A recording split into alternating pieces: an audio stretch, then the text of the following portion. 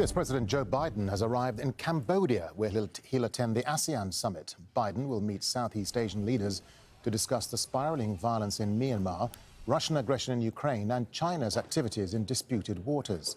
Aljazeera's Tony Cheng has more now from Phnom Penh. Joe Biden's arrived. He's got a couple of hours off after a long journey over here via Cairo.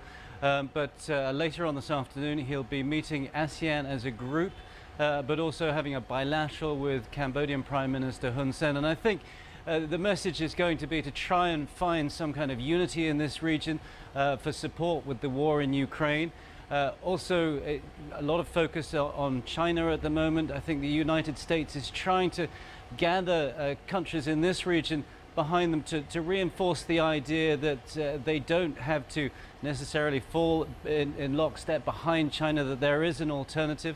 That's something the United States has tried in the past with Barack Obama and his pivot to Asia.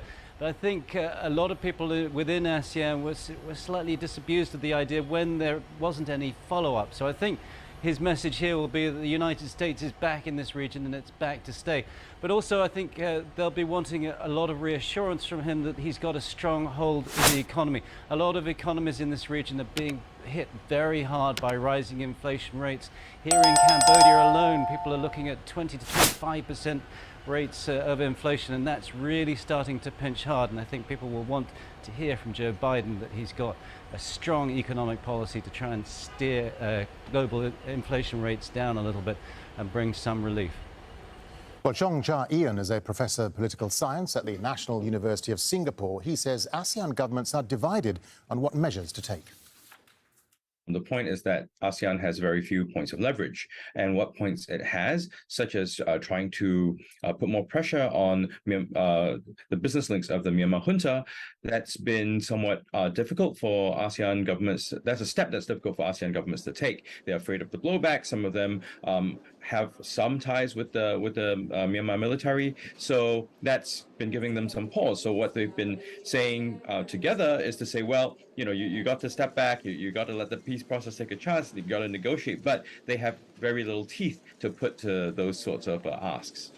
Essentially, they've gotten rich over the past 2 decades from being a key node in the US-China trade and investment relationship. So investment-wise, the US is by far the bigger player. In terms of trade in goods, it's definitely China. There is also trade in services where other players come into the mix like EU and all that. So basically, various ASEAN states, depending on what the structures of the economies look like, are quite torn. And so they say they don't want to choose sides, but essentially that's a very passive policy. I think they don't quite know what to do about the situation.